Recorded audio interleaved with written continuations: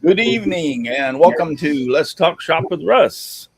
We're here back again tonight. Somebody on there says long time no chat. Michelle Marcoux. Yeah, bonjour. Or bonsai, I should say. Bonjour. Hi. Bonsoir. Bonsoir. Bonsoir. Okay. Can't speak French. I can hardly speak English, and you expect me to speak French. Yep. Polk County, right? Yep.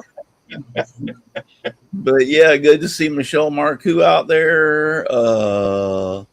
Lawrence is out there. Cheeks family. Leonard Davis. Hello, Leonard.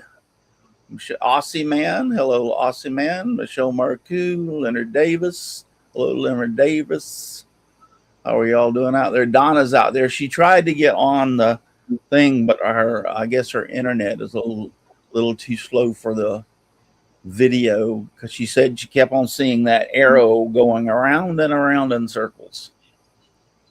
So yeah, otherwise I think she would be on here tonight. Yep. Lynn's Handcrafted Wood Designs. Thank you for being out there, Lynn's Handcrafted Wood Designs, and I appreciate it very much. So tonight we have two Chris's on board. We have Christmas and Christmas subcontractor. Okay, I love that. yeah, it's Santa Chris and Chris, the Christmas subcontractor. Yeah, Santa Chris, yes. So we decided to put a few things together. Yeah. So yeah, we have Santa Chris on board, and yeah, I think I make a better Santa, but that's okay. Well, we'll see. We can do ho ho ho at the end of the show. We'll play that game. See who can run that one. How about that? But we do the confession at the end. There's the shop confession. You know, if you hurt yourself in the shop or anything like that, that's the last. So right before then is when we can do it. Yeah. You got to be thinking about that. When we do the shop confession at the end, and I will bless you so that you won't have any more accidents. The bloodier, the better. I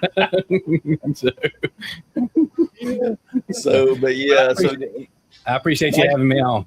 You're welcome. Nice to have you.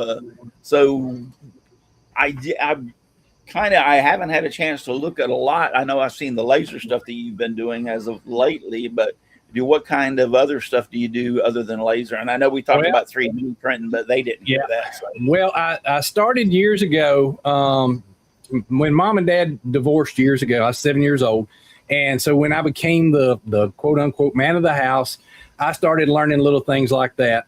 Well, I also have an engineering mindset. So I was starting to learn a little of that as we came along. So I eventually got into woodworking, and I've got a few things. Not many people have seen this yet, because what happened is we moved 6 years ago down here to New Bern, and that's when I got started into the lasers. I've got, 3 lasers. I've got 2 printers, and just bought a CNC. And the CNC, I didn't have anywhere to put it because I didn't want it inside the shop here with the lasers. So I ended up taking my storage building, and as you can imagine, I have a few Santa and Christmas type things that are in the storage building. So I had to shove all of them to one side of the building, and I'm gonna have to build a wall, but I've already got the CNC set up on the table. So I'm starting to learn it again. We were talking before the show that the one thing that I'm mind blown about right now is the amount of bits and stuff that are out there. So I've got a bit of a learning curve. I do have a background in learning CNC programming back in early days, and we won't say how long or how early, but a couple years ago. And so I'm learning that right now. But those are the 3 things I'm working on right now. But like I said, I've got a few little things that I'll show you whenever you want me to do that, to kind of give you an idea of the woodworking side as well. Great. Yeah, you do a little bit like a lot of us do, a little bit of all of it. I have a CNC, and I just got it upgraded here a while back, and um, started to use the Spire again. I started to get back into it, and lo and behold, just had a lot of things in life happen here in the last 6 months, I guess. Well, we're in July, but around Christmas time till now, that's really knocked me out of the ballpark. And I was thinking the other day, I'm going to have to relearn the whole thing over again. Oh yeah, yeah. So The laser is pretty easy now. I using the laser, I don't have any problem with. What's the laser program that's the most, Dixon? Oh, Al? light burn, yeah. Late burn. Yeah. That's, Yeah. Light burn. Yeah. Yeah. The one thing that I started this machine that's right beside me here, that's the 60 watt Monport. So that's what I started with, was a CO2. And then you can see over my shoulder there, I've got a fiber, and then back behind me, just barely can see it, I've got the F2 from X-Tool. And so, having an opportunity to start out with the CO2, then switched over to do the fiber, and then the diode. The diode's got more detail, as everybody pretty well knows, but you can't do a lot of cutting and stuff on it like you can the CO2. But my struggle, and granted, part of the struggle is because that's only a 30 watt, is the fact of trying to get that MOPA to work. Now, I know colors are hit and miss anyway, so I'm not trying to do colors. I tried to do a coin, and that is just ridiculous time trying to get that to work. So I've kind of give up on the coins, but I like doing slate, and I like doing, some other things on the late fiber over there. So. Now, when you say coins, even at 30 watt, it won't do a coin very well? It'll do a coin, but it takes forever. And then you're not getting very deep on the engrave. Because Okay. you've got a point at one point where it's at its perfect focus, and then you start losing it as it goes down.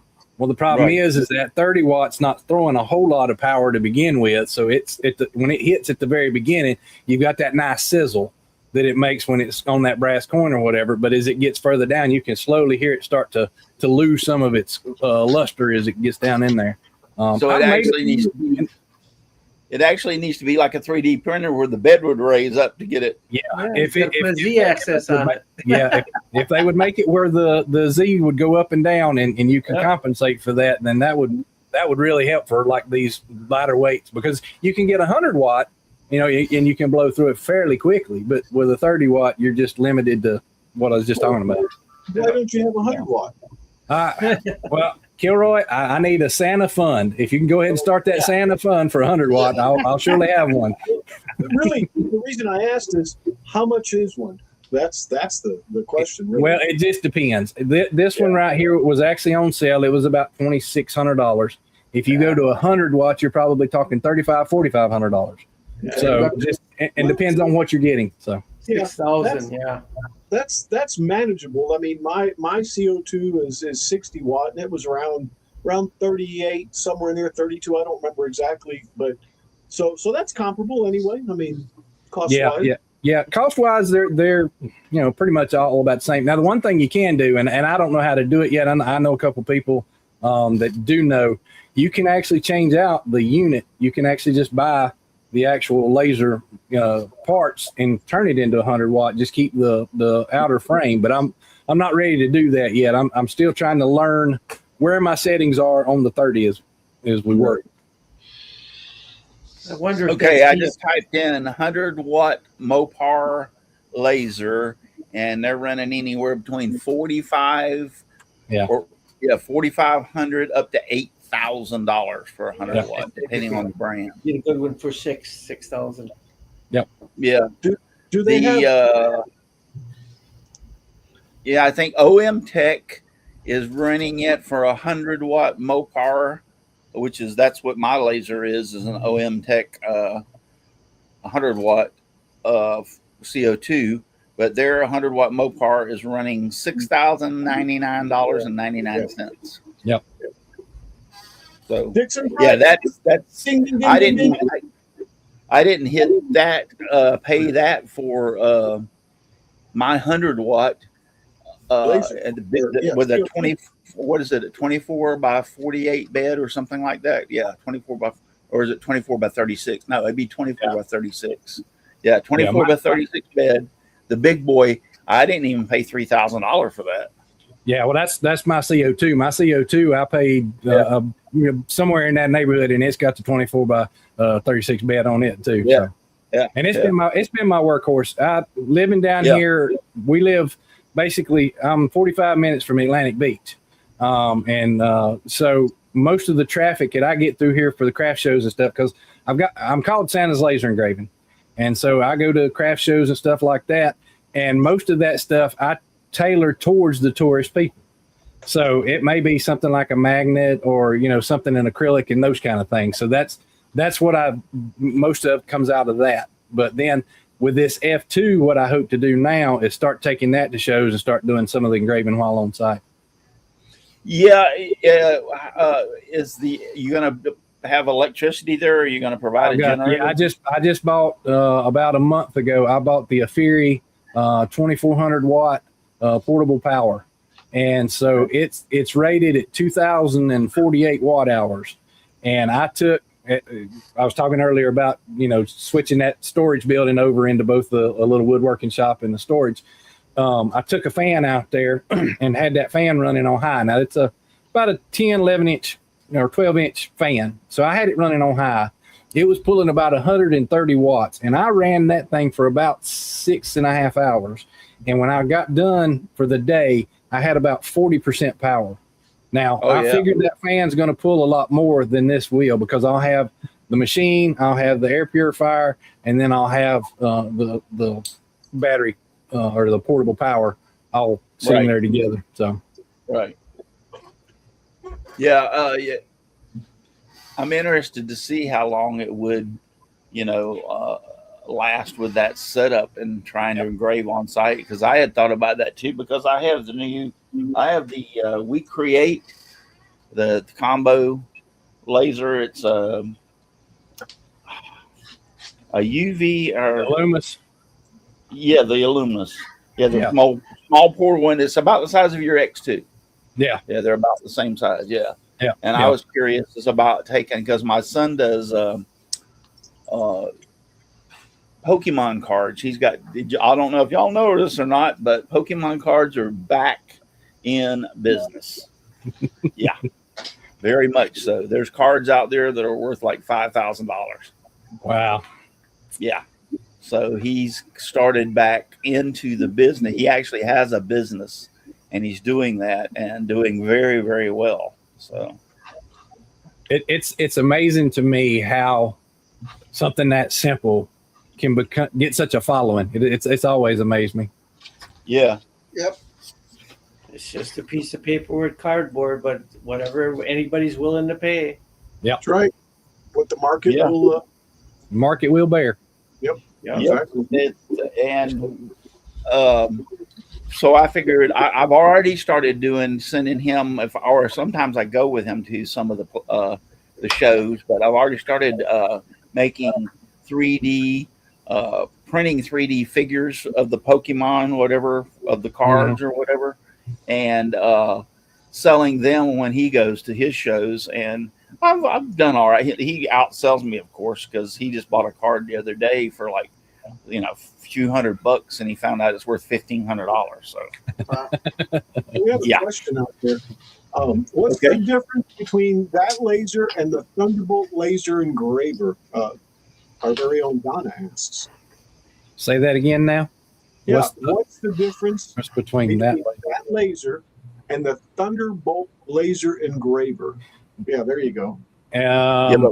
Which laser is she talking about? His CO2 or his X tool? Donna. She needs to clarify that. Yeah. The fiber laser or the CO2. Yeah, Thunderbolt is the name brand for that laser. So if you can tell us which one you want to compare it with, then maybe we can give you some information. But this is a diode. My little F2 is a 15 watt diode and 5 watt infrared. So I can do, little small metal pieces as well.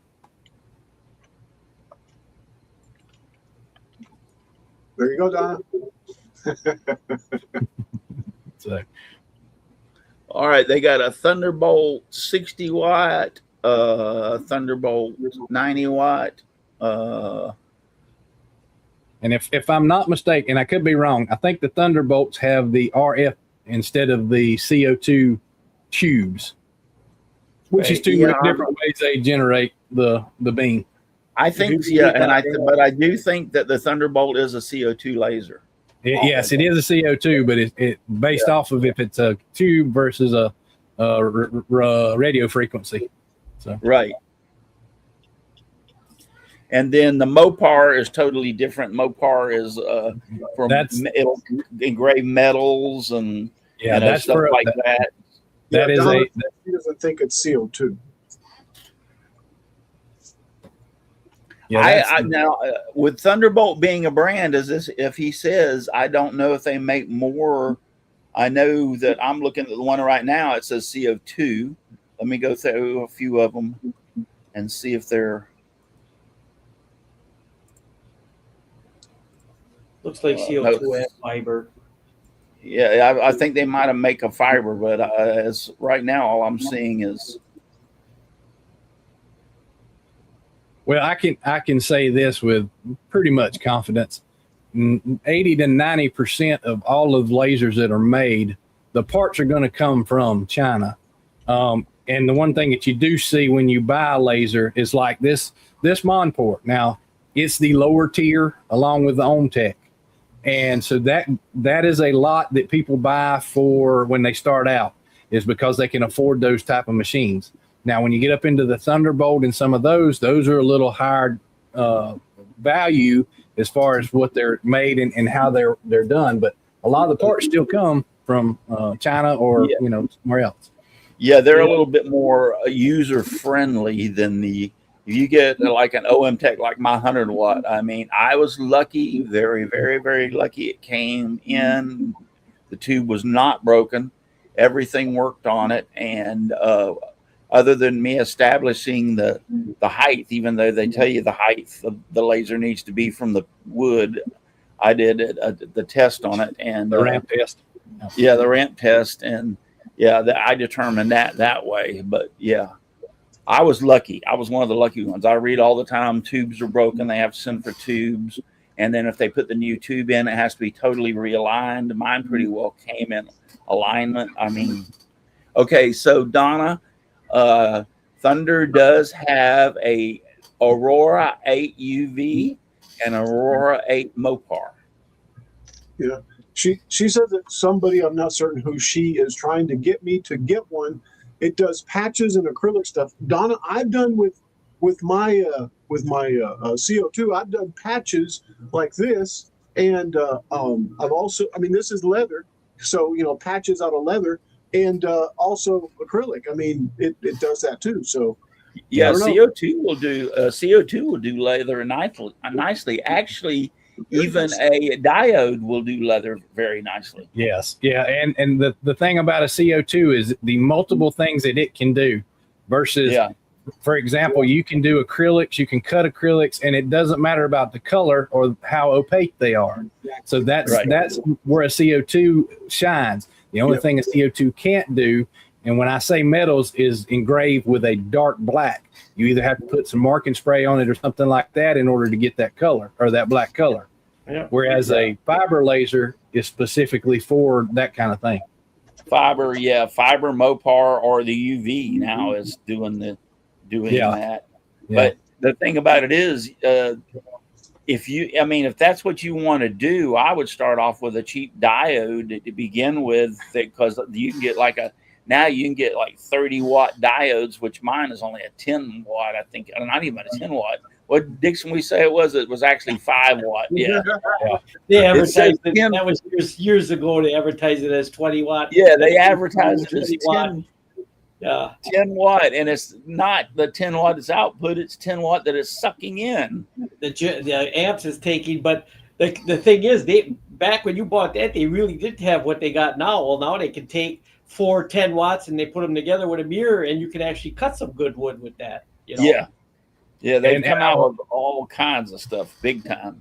I will say now the hype is always everyone's got the best, the newest, the greatest, the world's first. So, But yeah, Not Donna, me. if you're wanting to do stuff like etch into plywood, like even quarter inch, I mean, not cut with a, well, I don't know, with that new, those 30 watts and stuff, you could possibly cut quarter inch, but I know you could cut 1/8 inch. Yeah, Yeah. you do real good with 1/8 inch. Yeah. Yeah, you'll Yeah. do great with 8 inch. But Yeah. I mean, if you go that direction, like I did with my first laser, which was the 5 watt, I don't remember the brand name right now, but it was one of the first ones to come out, and I only paid like $150, $200 for it. And it'll do leather patches, and it'll etch into 1/8 inch or quarter inch plywood without any problem. Matter of fact, I bought a roller for it, and I built blocks in colors for the sizes, so I could stack the stand up high, and actually was able to engrave Run the rotor. that little. And be honest with you, the tumbler that I engraved with that compared to the 100 watt, the diode looked better. So Cool. Yeah, Cool. you're going to get a finer point with a diode. You can, them are made for engraving. yes, Yeah. If That you was focus in a 60 watt, and you got a circle that big, and you focus it with a diode, and you got a size of a pin. That's why they engrave so good. That's what I was getting ready to say too. There's two other things that I'll suggest. Yeah. One is, like I said, a diode is got more detail because, like he said, you've got a smaller dot size. Resolution. But the CO2 has got a bigger dot size, but it'll cut through materials. The second thing I'll tell you is to go ahead and find out what you would potentially want to do. That will tell you whether you want to go with the diode or the CO2. Yeah. So And I I'm wouldn't go thinking of crazy. I wouldn't go crazy, because if it's a hobby, why do you got to buy an epilogue, or that's Right. crazy. I mean, if you're going to run it 24/7, buy an epilogue. Your own tech will do a good job too. But Yeah, but Yeah. also plan on paying 3 or 4 times more too. Yes. So, Yep. and I saw Mike out there. He's been learning about 3D printing and converting one to a pen plotter. Cool. Mike does real intricate turning with all these different designs and stuff. Really cool stuff. If you guys haven't seen what he does, go check him out too. But anyway. Cool. I see Donna said down here she's thinking about doing leather and acrylic. If you're doing acrylic, you definitely want to probably go with the CO2. Correct. Yeah, if you're going to cut it now, it will engrave it. At least 30 watts, if you're going to be cutting Yeah. and stuff. If you're just wanting to engrave it, like you're going to pre-cut it, the piece of acrylic into, like, let's say 4x4 squares, and you want the same pattern on each piece, then the diode will definitely engrave it without any problem. But yeah, it's not going to cut the acrylic at all. Yeah. And she said also, I think in one of her comments, that she wanted it to cut or do cloth and vinyl, which, depending on what you want to do, the diode might be the best way too. Yeah, you don't want to cut vinyl, but you can cut cloth real easy. Thin cloth and stuff, but the vinyl will wreck your lens, and you'll get poisoned to death if you don't watch out with Yeah. vinyl. Well, make sure that vinyl is laser vinyl. Not Yeah. just Yeah. any vinyl. You don't cut Exactly. regular The thing with vinyl. the leather, if you get leather that's chrome tan, that's bad for you too. You need to get veg tan leather. Most Yeah. leatherettes that you see being sold, those are the ones that are that type is what you would prefer to have. Yeah.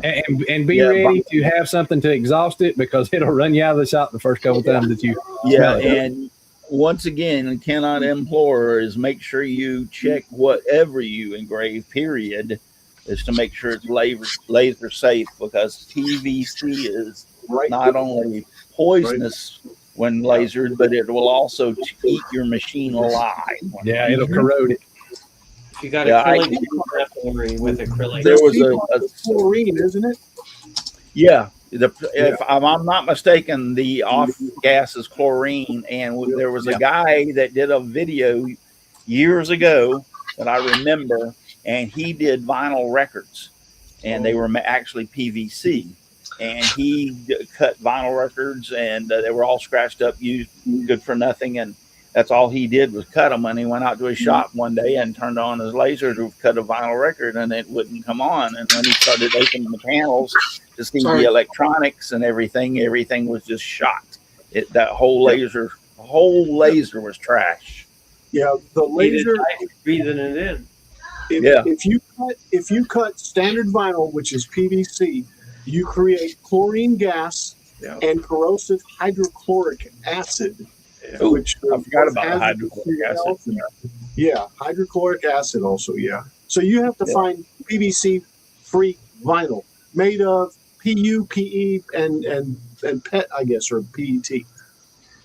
But you still have to exhaust it. I mean, there's no doubt about that. I've never had a diode laser, but from what I've seen, I would just jump right into a CO2. That's my opinion and only my opinion.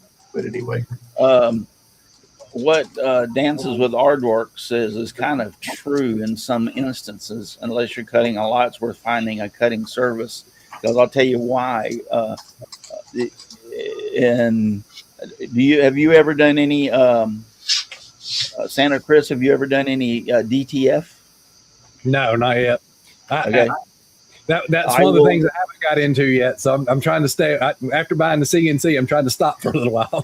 Well, my suggestion is, unless you want to spend the amount like you would spend for one of those Mopar, $6,000, $8,000, $10,000 for a commercial machine, I have went through 2 DTF printers, and they're worthless. They're actually worthless. It was actually money. I could have spent it on a lot better things. I've got one sitting over here behind me, and they say, you got to print every day. I did everything that it said to do, and it's still over there broke.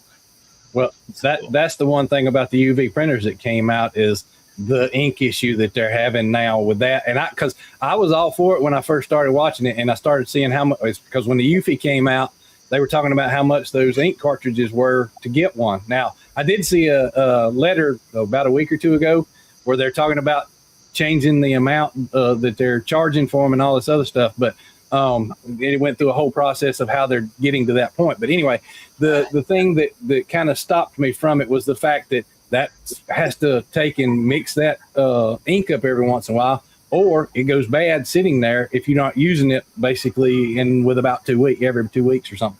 And I couldn't see it's less than that. It will go, guarantee you, if you don't use it within a week to 10 days, it will go bad. And that is with a mixer in the white ink tank, and that is also printing on a daily basis.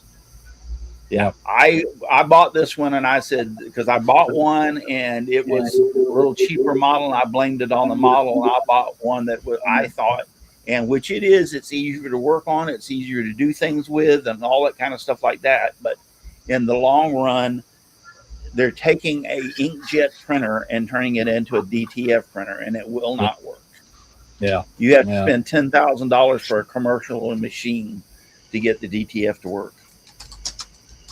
Well, the one thing that I've got to, and the CNC's kind of hit that point home right now, between learning the laser when I first got it, learning the 3D printer, which all of them are CNC type programming. Now I've got into, CNC type machine programming, but having to learn all those different softwares, and then you've got a UV printer, and then you've got this printer, or whatever's coming out next, you can overwhelm yourself, and you can ultimately forget about this one or forget about that one because you worked on this one for a while to figure it out, and then you're back to, how did I do that?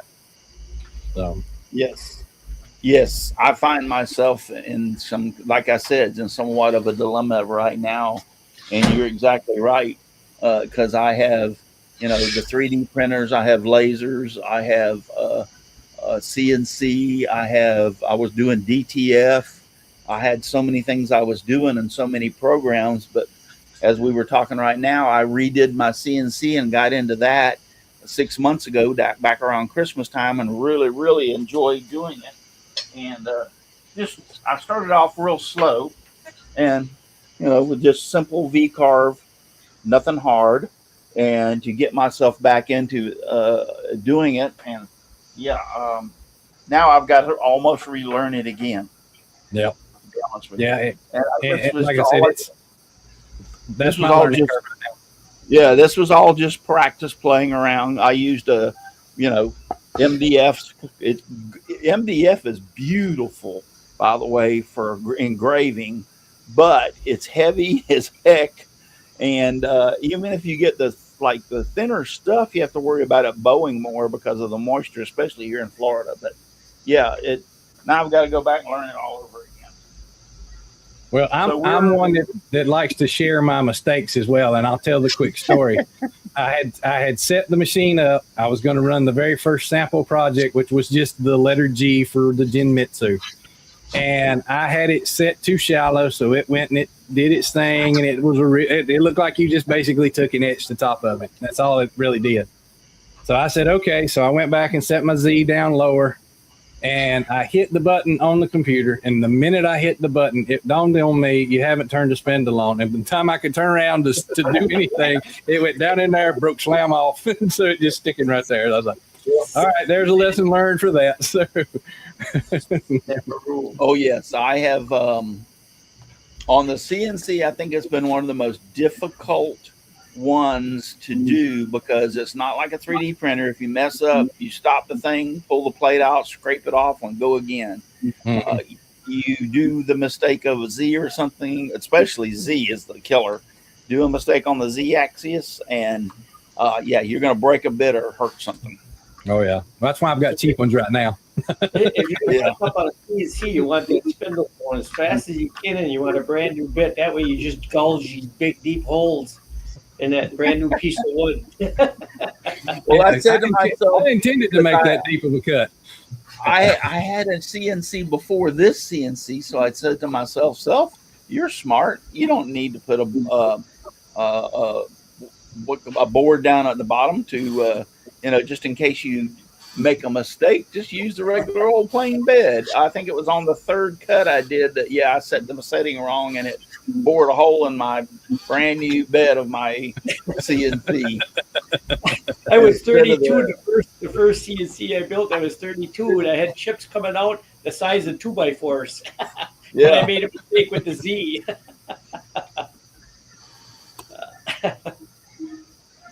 Yeah. So, Chris, Yes. what do you have to show? I mean, I know you have a lot. Yeah. So I've got several things. So We want to see it all. well, we'll show it to you. Go ahead. So basically, I started out, and I ended up being the president of the Woodworking Club in our county for a couple of years. But I started out just like anybody else. I walked in there, didn't know a thing, didn't have any clue how to do anything. And like I said, everything I had been up to that point, I pretty much taught myself. So one of the first things that most of those older guys, because they were a lot older than I was, they were into wood turning. And so the very first thing I ever tried to turn is this simple little bowl. Okay.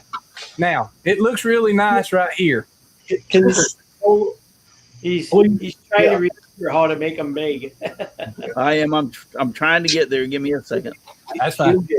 I'll tell the story. So there's the first bowl. And so I made it, and my wife loved it. But the problem is, it's about this thick, and I never got it all the way down. And so this became the first piece she displayed. And to this day, I still hate it. But, it was my first attempt. It's got a little live edge on it. So that, I'm still kind of proud out of that. Is that turned? I was going to say, I think it looks fantastic. I mean, for a first that turn, was I think that was hand turned. So then Ben Santa decided to try some snowmen, and this was the first one. And he's got a really tall hat, and I'm not sure what's going on with his head there, but that was the first attempt at that one. And then the second time, I don't have a face on this one, I never did, but I got the head down just a little bit more. So those were some attempts that I did on that. As I went along, I got a little better at it, and so ended up making some, toothpick holders. You start to learn a little bit. So, and then turned around and got, the toothpicks are the hardest part. I'm telling you right now. But this right here is the multicolored piece. And so basically it's a candle holder. And so let me back it up a little bit. So there's that one. And then started getting into segmented bowls. And so that was That's pretty cool. those were a lot of fun. Now they are a bit of a pain because you've got to figure out some of your angles and stuff to cut the pieces to begin with, and then go in and make sure. Now, as you can see, versus that first one, I finally got some thin walls on there, so I was progressing a lot. But as you already probably know, with listening to me talk about lasers and 3D printers and all this other stuff, I try everything. So the one thing I am not good at, and I'm not going to pretend I am, is a scroll saw. And this was as close as I've ever come to anything on a scroll saw that didn't fall apart. That looks okay. I have no patience, and that's part of the problem with doing a scroll saw. Yeah, it hurts my hands to do an extended scroll. Yeah. so Actually, then, that's how I started out. And so when you say you have no patience, just to comment on that, it's funny. You say you have no patience, how each individual is a lot different from one another. We're all human, but the same is because I found it relaxing when I did it. Well, and there was a lot of people that said that, but I would get so frustrated so easily. Yeah. I guess I never learned the technique to make a turn. That was where my frustration was. You know how you have to really turn it quickly most of the time in order to make that turn, knowing you're still going to have that little corner that you're going to have to go back and fix later. But I would either make that turn and I would go across my line, or I would end up going back in the wrong direction because I turned it too much, and it drove me insane. Yeah. So, yeah. But I got you. I understand, but like I said, I just found it relaxing, and I guess it's it's just who we are. Yeah. Well, and my thing is now this shop is my relaxation. Coming out here doing either 3D print or a laser or something like that. And even though I design all day long, working in civil engineering, to do this because it's specifically for me, that's the most enjoyment, because I can do anything I want to. I'm not hemmed in by this person's expectations, and so that's what I really love about it. And it gives my wife an excuse to send me out. So, I think Aussie Man is referring to the candlestick, and he wants to know. That is one of the several different. There's several different types that's done. The one that I have, there's a company called Klingspor Woodworking, and this was their brand that they used at that time. So they actually sell sanding or sandpaper and that kind of stuff. That's their main business, but they have several woodworking similar to Woodcraft that you see here and there. So, but the last two things I'll show you, and this this is my funny one. So I had a guy that was in the woodworking club, and he was an absolute master wood carver. And so I kept talking to him a little bit about it, and he's like, "Oh, it's nothing. You just look at the wood and you cut out the parts that's not whatever you're looking for." Well, this is supposed to be a bear that most people tell me looks like a dog. And so I've kept it that way as my very first carving. And there's a lot of, I still got fuzzies on it to this day and that kind of thing. So it's whatever you want. I'm like Bob Ross here. It's your world. You can call it whatever you want to here. Happy little bear, happy little dog. Yeah. So, and then finally I decided, okay, well, I need to do one again. And so I ended up carving this snowman. That's not bad. No, this wasn't bad for my this was basically my third attempt, because the second one I cut his hat off. So, but this one came out much better. So that's kind of been my journey up till, like I said, 6 years ago when we moved here. And when we moved, I went from a 16 by 60 shop to I have started out with the storage building. So I had all my woodworking stuff in there and couldn't get to it. And so when I got into the lasers, I had that machine in the garage, and my wife eventually said, "I want my garage back." So I'm now in this building right here is a 10 by 16. And so this is my laser shop, my Santa shop, and all that kind of stuff. So. Nice. Chris, Cool. That's the second time today I've heard you say something kind of similar to, "My wife set her foot down." Mrs. Claus can be that way. When she has to deal with that many elves on a daily basis, sometimes you just have to listen, okay? Well, yeah. But in my defense, here's the where it works in my favor, and Kilroy knows this because I told him a little while ago. Over my shoulder here, you'll see this white thing. Okay, that is the head for a split or mini split. And the reason it's in here is my wife over on the right-hand side over here, she has a little area that we've got her a desk because she paints. She'll take like glass plates that have like the maybe have some grapes on the backside that's kind of protruded out, and she'll paint those, and then we'll sell those too. So that's her side. So we've got a he said, she said right here is what we have. But anyway, she came in here today and was going to paint, but the problem is I have a little portable 10,000 BTU air conditioner in here, and it being 100 degrees or 104, whatever it's been for the last 2 or 3 weeks. Right now, I don't know what the outside temperature is, but right now I'm sitting in my shop and it's 88 degrees. Yeah. And so she came in at lunchtime today, and she. Where are you located? Huh? Where are you located? New Bern, North Carolina. But so we came in here and she sat here for about 5 minutes, and I had been looking at mini splits. And I got to tell on myself a second. With my engineering background, I can't just go buy something. I've got to research it. I've got to go look through it. I've got to see what it compares to. And so I take forever. So she came in today and she's basically like, go get one. I was like, what are you talking about? She said, I don't care. You go get one today. That way I can come work in the shop. So we now have a mini split that I've got to put together in the next day or two. So yes, it's only 29 degrees centigrade and 85 Fahrenheit. Yep. And because it's crap some of the heat in here. So the mini splits are really good nowadays. Not like what's your temperature outside here, up there, Dixon? Up by me? Yeah. That's why we're burning up, but you're used to this temperature down by you. It should be. Let's see. Oh, it's went down to 77. It's cooling down. It was 95 the last 3 days with smoke. Yeah. Down 77. Yeah, 77. I'd love to see 77 at nights around here with you, Chris. Yeah, I'd be out here in the shop all day, every day, and I wouldn't have this mini split sitting here right now if I did that. It's 83 in the desert. 62 tonight. That is the whole day in the shop. Well, the biggest problem here is just the humidity. The one thing that I've learned, living in Western North Carolina versus living down here in the east part now, in Western North Carolina, because we lived in what they called the foothills, so you had all the mountains basically around us. If the heat set in, it was in there. You couldn't get it out. Or if the cold set in, so it may snow here, but it wouldn't snow over there. But anyway, that humidity was just terrible because you had no breeze.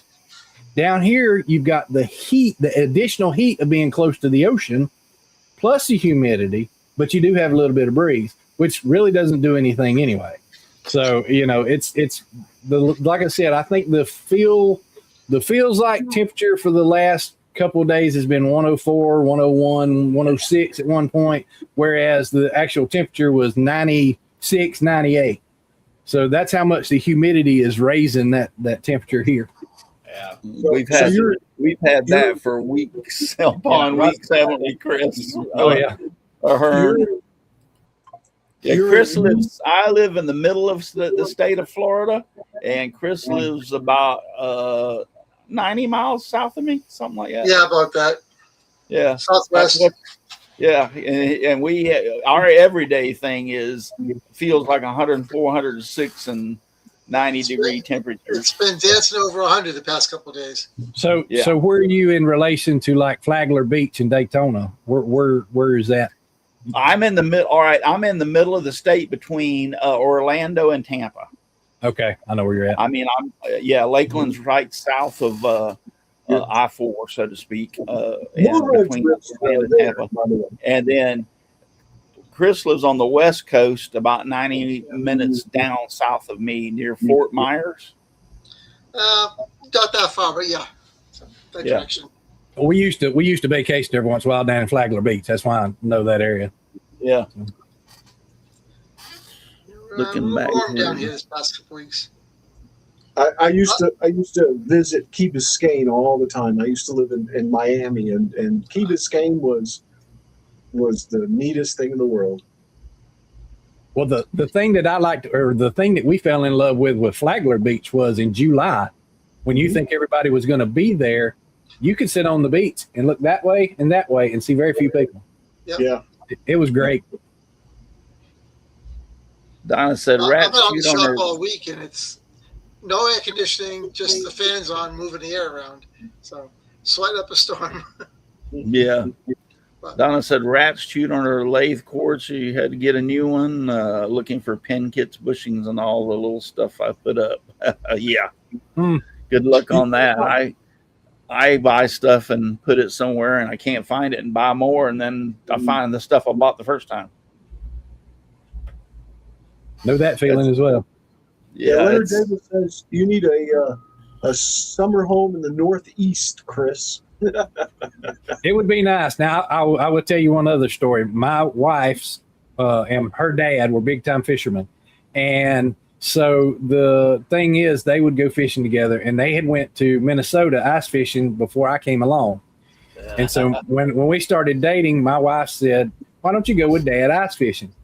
Well, living down here in the South, I had every piece of hunting gear I ever owned that's super thick and all that. So we go ice fishing up in Minnesota, and we go to an ice shanty. Well, I didn't know anything about it. I didn't understand that once you got in the ice shanty, you had heat and all that good stuff. So that was the first surprise. Ooh. But the other big surprise to me was being in Minnesota. We were 3 miles from the shore. We were on 18 inches of ice, and we were over 33 feet of water. Now, this Southern boy getting on ice for the first time after he's been told at the place that we checked in that you want to make sure you got your door unlocked and you got your hand on the handle ready to open the door. And I'm like, excuse me? He said, you want to be able to get out if you need to. I said, okay. So we start down the bank to go onto the lake. And they have one of those Army ramps that the Army uses. It folds up. Well, it's between the bank and the water because it had melted a little bit right at the edge. But this was such a big lake, you just had ice all across it. So it wasn't really a big deal, but they wanted you to cross. So we went up and over that ramp. And when we hit the other side, you just barely could feel it do this for the first time. And I'm like, I don't know about this. So I'm like this already. And I'm thinking, well, I can go out the window if I need to. But the story comes down to this. When I got there, it was -6 degrees. And what I did find was the fact that even at -6, because the humidity is dry there versus here, I could literally walk around without my coat on as long as the wind didn't blow. Because that -6 felt almost like a regular 32 here. If it's 32 or below with this humidity, it's bone chilling here. So it didn't affect me until the wind blew. So. Yep. Humidity does more heat. Aussie more man, cold. Aussie man. If you haven't figured out, it lives in Australia, and he says our summers can get up to 107 in the summer for weeks. Yeah, and I think that's the regular temperature. That's not the feel like. Yeah, I've talked to him. We've talked. He's been on the show for years, and it does get cold in Australia. Yeah, it gets cold. I don't know if you had it, Santa Russ, but here this past winter, I had 17 inches of snow outside this door right here behind me. Woo! Wow. And I was like, I thought I moved away from all that when I went from western part of the state to here. Yeah, we very, very, very seldom get snow this far. In my lifetime, in 1970s, I want to say mid 70s, it snowed here in Florida, where I'm at. And they say, well, it was nothing. And I no, you're wrong, because I agree when the sun come up, pretty much all of it melted. But anything like underneath the orange trees or an oak tree or whatever, it was still in the 30s that next day stayed. If it was in the sun, yeah, it pretty well melted. But if it was in the shade, it stayed put. If it froze water, let's say in a 5-gallon bucket, which would probably have been an inch or so thick, yeah, it stayed there all day. It was still cold enough. Well, you can imagine being down here where I'm at.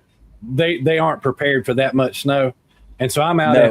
I've got a Jeep Wrangler, that I'm riding around just having myself a good old time. And the funny part to me was I at least figured that they would have plowed the road to get to the hospital, and it was just as covered with snow as it was anywhere else. And I'm like, well, where's their plow? And then I found out later, well, we ain't got but 2 or 3. So I was gonna say, that far south in North Carolina, I would be surprised y'all even had snow plows. Yeah. We'll plow. So, well, I think it was and they probably had to charge the battery, I would assume.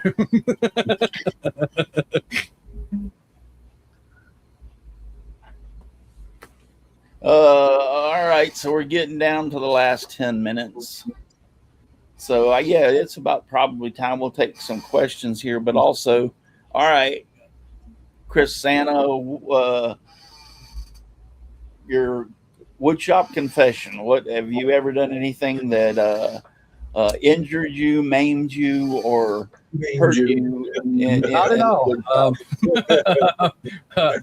I knock on wood because I know how it is. There you go. I have not. I've been lucky so far. I have not. Now, the closest I ever did come to actually really injure myself, this left finger, index finger, I had grabbed a chop saw, and it's a 10-inch chop saw, and it's got the sliding chop saw. Okay, it's not just coming straight down; it slides.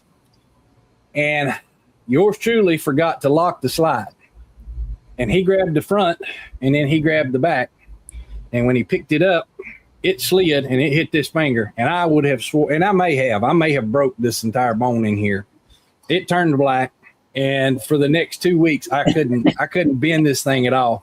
And I walked around going, that was probably the dumbest thing you've ever done. Now I've had a kickback or two on a table saw, and that was my fault. Get it too close to the table or to the fence or whatever. So I've done that a time or two when I first started using it, but knock on wood, I've been lucky. I've still got all 10 fingers and 9 of the toes. So, we're good. 9 of the toes. Yeah. But I have been a lucky one, but I do know several of the guys that were in the woodworking club. They were big about, safety, because we did Christmas stuff that we gave out every year for Salvation Army, and we actually would all get together and work, and we would have a full-on safety thing and all that kind of stuff. So Yeah, Austin Man said only a couple places get snow here, and that is on the mountaintop. Yeah, but it's still what's the coldest you would get, Aussie Man, in the wintertime there? I was thinking sometimes you said you had mentioned to me that it was cold there at the time. And so let me ask this, since all you guys, who has the worst story out of you four? I don't think we all have any really bad stories. I think thank God that he's blessed me, and I have all my fingers. So yeah. I had a cool one down at work because I had the wire feed welder and it wasn't coming out like it should have. So I'm pulling it, and the end of it hit the table, and I had a nice glowing light bulb. It went right across my hand. That felt good. Oh yeah, I'm sure. I think my worst glowed in the dark. I think my worst was I was welding in sandals, and some slack dropped in between 2 of my toes. Man, I put my foot up on top of the fender of the car so fast, and cleaned it out. Oh my gosh. And I remember Russ had a 2x4, and he did like this and pachuk right into his hand or something, Russ?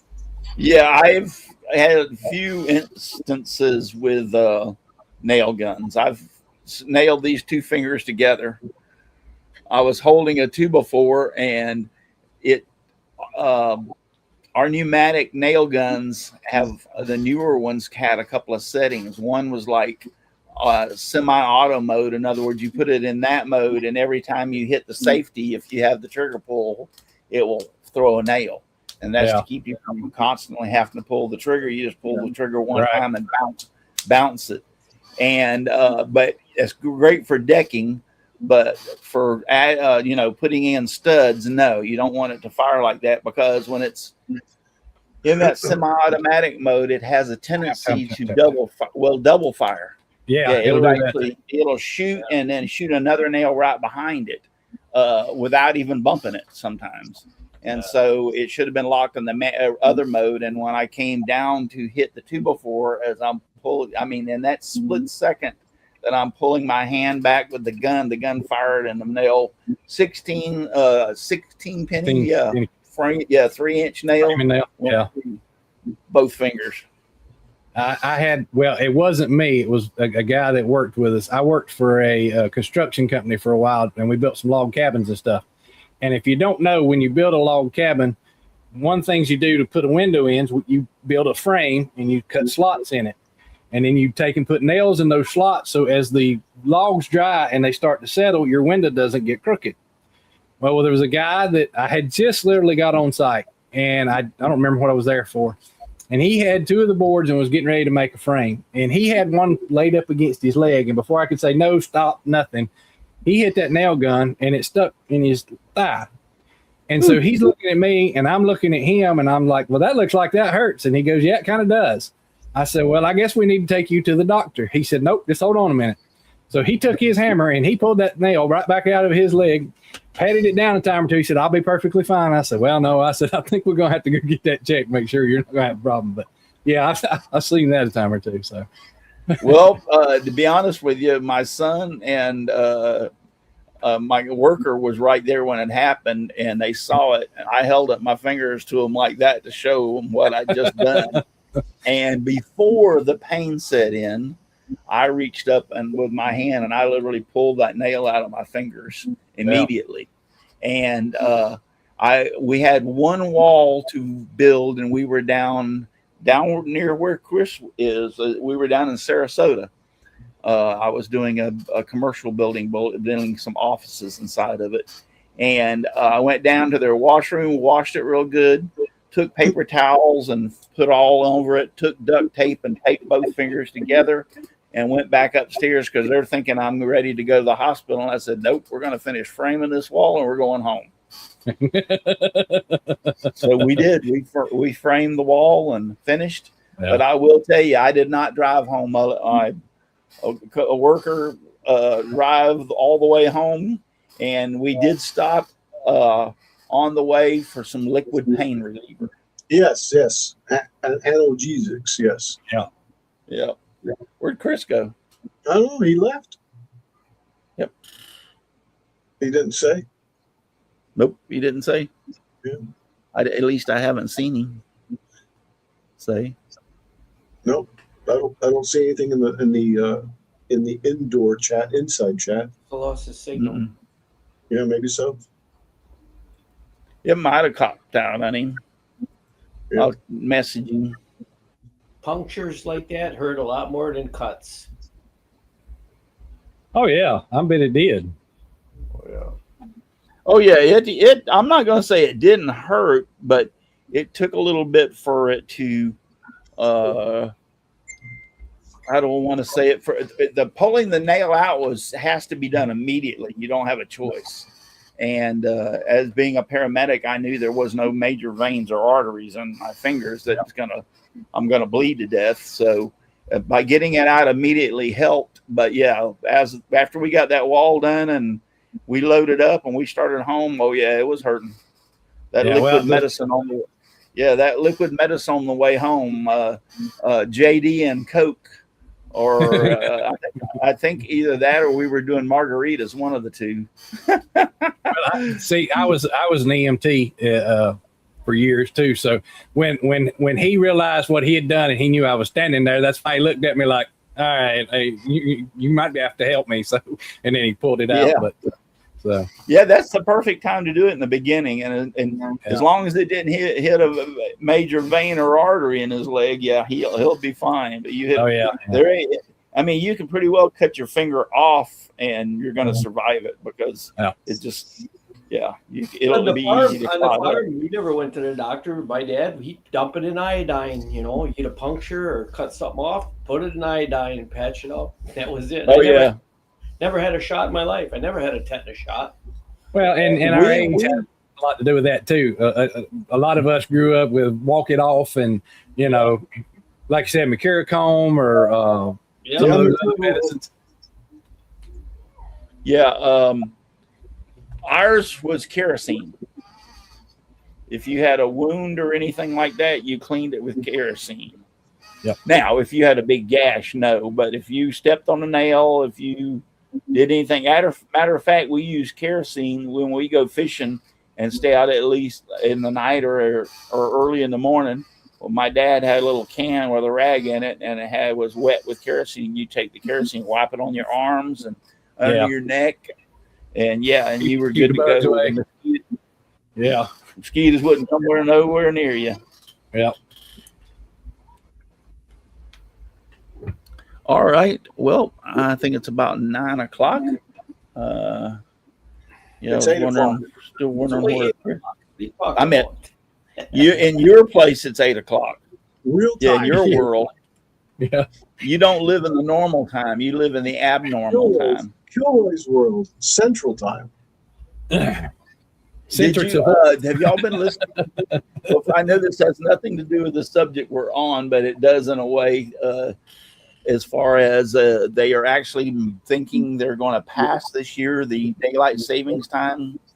Yeah, I heard that. I've seen that. Yeah, get rid of it. Yep. I'm fine with it. To me, I'm fine with it. I'm tired of having to change it. So I don't care which way you go, just stop insanity. Yeah. Make a choice and be done with it. Right. Yeah. Yeah. So I guess in the winter we'll have one more hour of sunlight because we used to lose one, right? We used to fall back, right? Fall back, yeah. That's good. I'll be able to work on the car. Yeah. I did want to go back to real quick before we get out of here. Aussie Man said that about 30 is as cold as where I live, which is -3. -3. Yeah. Now that's what I said. That is the one thing that we do have a nice payoff for, is we have to deal with the heat right now, but we don't get that cold here very often at all. So even when we had the 17 inches of snow, I think it got down to like 31 to 30 degrees. So, I could deal with that much better than I can -3 or. In Florida, I grew up here naturally, and we've actually been skiing and water skiing in the winter without any problem. You can water. Our coldest month for us, where I live in our area in Central Florida, is usually not Christmas. It's usually January, February. Yeah, well, the Jeep Wrangler I was talking about a while ago, right now I've got the doors off, top down. And I can ride that all the way up till October, maybe November, maybe even December, depending on what the year is. But the funniest thing to me is coming from the mountains, moving here. When I first got here, the very first year, it was 55 degrees one day. I had a pair of shorts on and a short sleeve shirt. And I went into the Walmart. And when I went into the Walmart, everybody was bundled up. I'm walking around in shorts and t-shirt. And I was like, okay, I'm not climatized here yet. So, yep. I know Chris Ahern is loving it down here. Not missing the snow and ice at all. Yeah. I think I've worn long pants 4 times in the past 5 years. So where did you come from? Boston. Yeah, you know about a snow or two. Yeah, we invented it. So. Yeah. So, well, y'all can take it back. We don't need it this coming winter here. So I wish I had it handy. I have a great picture from my den on the second floor of the house. The drift beside the house is so deep, it came up to the second floor window. And I had my beers stuck out there, keeping them cold. My brother-in-law lives in Hollidaysburg, Pennsylvania, and he's got some of those pictures. We went to Lancaster one year and had it up to the top of their little carport that they had with the drifts. Yep. Don't miss it at all. So I'll take the spring over that. And now, I know you didn't have, I know you had the snow up there, but you also had nor'easters naturally. Oh, yeah. Yep. So Yeah. hurricanes Yeah, are a new experience from you, but we're getting used to it now. We got 3 in the bag. So Yeah. Yeah. Hurricanes are just a way of life down here. Yeah. I can't tell you how many I've been through.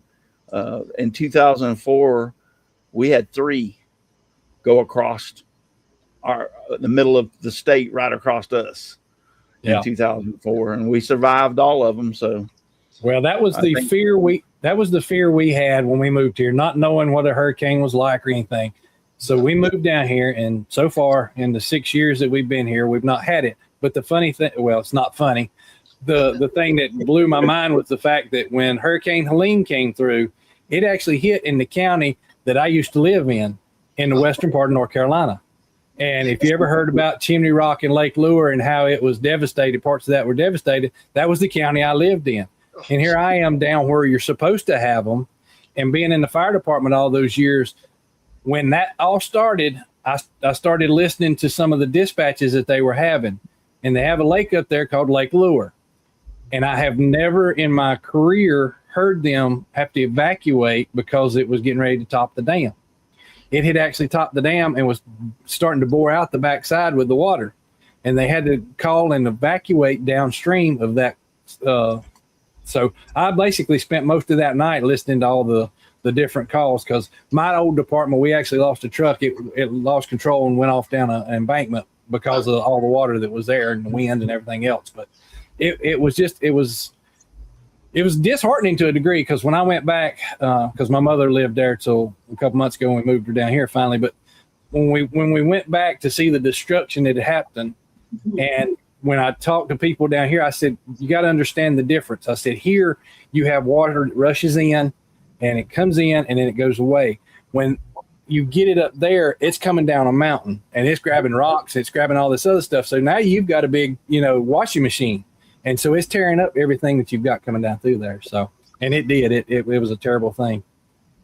Our first one was Ian, and we left town, went to the East Coast and right there in a hotel room. The whole hotel was full of West Coast refugees. So we took over the lounge and had a little party for ourselves. Well, like I said, I'm still I hope we don't, but I know it's inevitable here, because I know Florence was the last one that we had here that they had a lot of wind, but the problem with Florence was it just settled over the area for about 2 days, and so it was a lot of flooding with the wind. But I have not experienced one yet. So, well, I can promise we won't lose power at all in the neighborhood anymore, because we just installed solar and battery backup. Well, that was one thing I insisted on, is we got a generator, whole house generator too. So we have 3 levels. So we have hurricanes up here. They're called blizzards. Yeah. we have them here, but they're called dust storms. Yeah. Yeah. Anyways. Donna just mentioned, don't forget the thumbs up over on YouTube if you don't mind. That's right. Don't forget the thumbs up. Don't forget to give me a thumbs up. So, I appreciate everybody being here, but we're fixing to sign out. I am very tired tonight. I helped Corey, my son, helped my other son, Cameron, move today. So it was fairly good. I mean, it was, typical move, nothing disastrous or anything, but I am very tired tonight. I will tell you that. Well, I'm glad this is tonight, not tomorrow, when I'm putting up the new mini switch. Yeah. Yeah, for sure. Yeah, you better be glad you get it in. You might want to get in the quicker, or the longer you take, the less time you have to deal with her. I mean, be with her. I'm sorry. Yeah, get her side cool is what I need to do. That's the biggest thing. If I can get that side cool over there. So, priorities. Gotta have priorities. Yeah, exactly.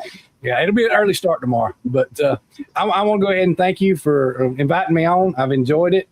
Like I said, I've got my laser engraving too, and the one thing that I do, and I know you're not trying to self-promote necessarily, but I like the fact of talking to other makers.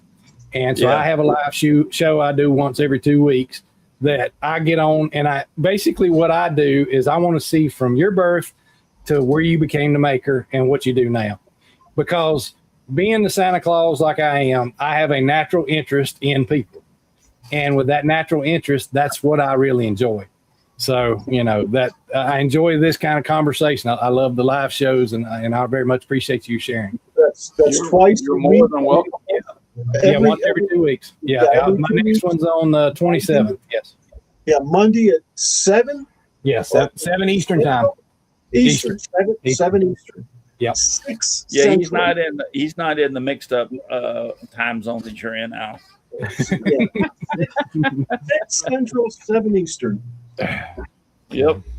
Send All out right. the link. Yeah, and I think your link has been put out there.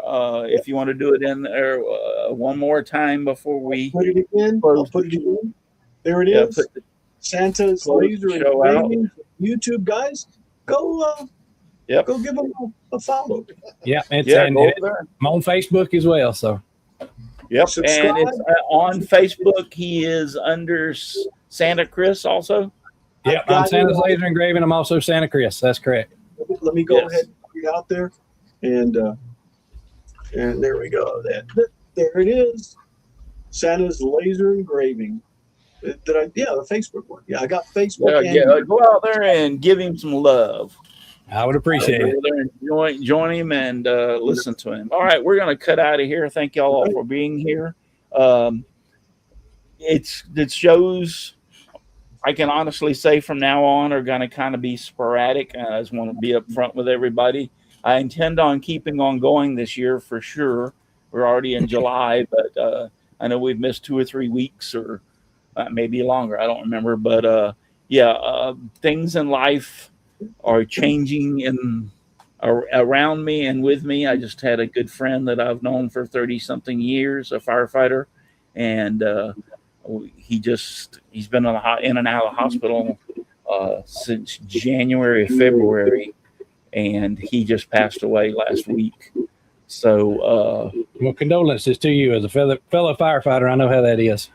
Yeah, we knew each other for 30-something years and been real close. I went and seen him a lot and was around him a lot and everything here at the last. And but yeah, it's just, we're all getting older. We're not getting younger. Yeah, he was 73. Yeah, he was 73. I'm 69. And so, yeah, he's a couple of years older than me. But yeah, and so, well, I do want to continue to have shows, yes, but it's going to be more or less, when we find people like Santa Chris here, and like they want to come on and stuff. And we might have a few just talk because I know I've been doing some 3D printing and projects like that when I have the time. But to be honest with you, it is seemed like this year from the first USS Enterprise, the first of January 1 until now, it's just went insanely crazy as far as my life. Operations. I just the last thing I had done was my left eye. I had the cataract removed and put in a new lens so I can see very good now. And I was amazed. The doctor was amazed that the next day when I went for my follow-up, I was reading 20/20 out of my operated eye. So good job. It was like, yeah, I was like, I'm thumbs up. And because of having both eyes done now, I don't need glasses except for if you give me a prescription bottle and they put that fine print on the bottom so you can't read it. Yeah, I got to have glasses to read that. Matter of fact, I pull out my microscope and put it underneath there so I can see it. But no, I can read really. It's not covered by insurance. That's why it's so small. Well, I had a conversation about that the other day about how many of you go to a restaurant and turn your light on your phone so you can read the menu now. So. Yeah, no, I don't have to do that. I've been blessed. Both eyes worked out great in the operations, and I'm reading right now. I can read all the private messages or all those in the chat and all our inner chat and everything without glasses whatsoever. I haven't done that, but I have used the camera to make the print larger. So yeah, the doctor said I could see real good because he said the eye doctor put the panel over one eye and I said made in China. Yeah. He says no, not that one. I thought it was Walla Walla, Washington's where they were made. Yeah, that's pretty good.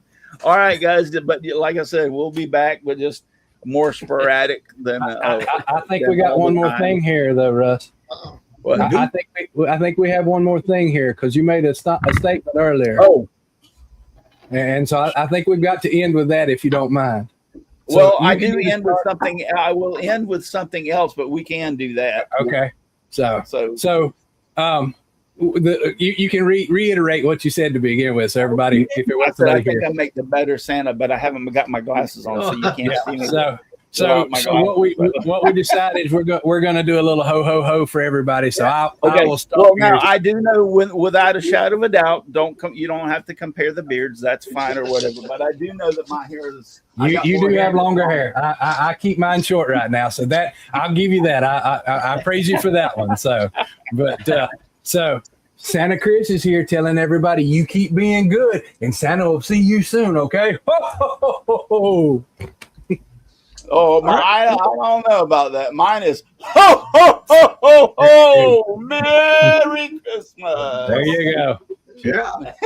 I'm not taking sides. I want either one to work with himself. Hey, I'll ask one final question right quick. How long have you been a Santa now?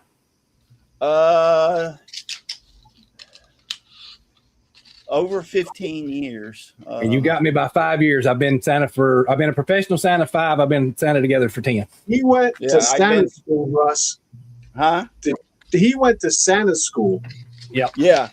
I've never went to Santa school. I wanted to go a few times, but I've never been there. But yeah, I started it. Just a little quick throwback is when I went into, and I'll make this short. When I got out of high school and went into the fire department, we couldn't have beards. I did have a mustache from the time I was probably 16 years old, but I never could have a beard. So when I retired, I grew a goatee, and 90% of the firemen that I see when they retire, that's the first thing they do, and then they go to the beard. Well, so I had the goatee for a while, which the mustache come down into the goatee, and it come down a little bit. Actually, if you go back on my YouTube channel, you can see the transition. And then after that, I decided, I wonder if I could grow a beard. So I grew a beard, and I started doing the Santa thing, but actually it real hit. I was doing it a couple of years before that, but it really hit big in 15 when my son became a police officer, and they were looking, the sheriff's department, Polk County Sheriff's Department was looking for a Santa Claus for gigs. And my son raised his arm and said, my dad, I think would be fine for that job. And they contacted me. So I've been doing the Polk County Sheriff's Department. Christmas, I've been doing our fire department, Polk County Fire Rescue Christmas. And it just took off, exploded after 215. So yeah, you sound just like me. If you want to wait one more minute, I'll tell you mine right quick. My wife was a nurse. She was in a doctor's office. This tiny little town that they lived in was going to have a parade. I had on the Walmart outfit. I had on my turnout boots from the fire department that were not shined or anything. So I was a terrible looking Santa, fake beard, the whole thing. Over the next 4 years, I played Santa a little bit for community and stuff like that with the fake beard.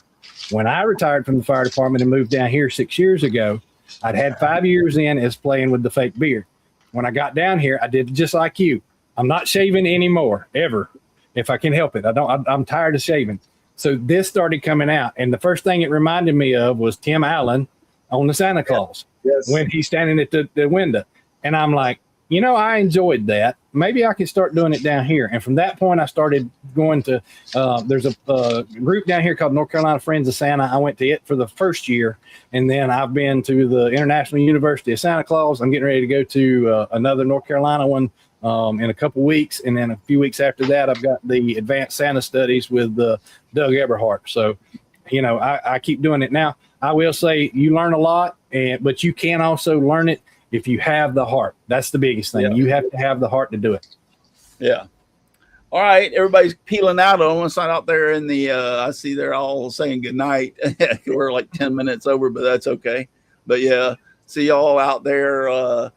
I will let you know whenever the next show is going to be, as soon as we know, actually. So I'll let y'all all know. But listen, if you're too darn busy to get out in your shop and make some sawdust, you're lazy, you won't get off the couch, or you need to get out and run around the building a couple of times, so that'll get you really energetic and get out in your shop and make some sawdust.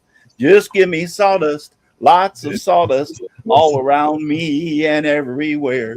I like it flying all around my shop and even in my beard and hair. Good night, everybody.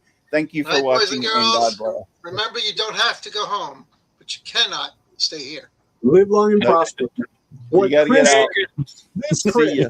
There should be. His last call was 20 minutes ago. Let's go. This Chris, what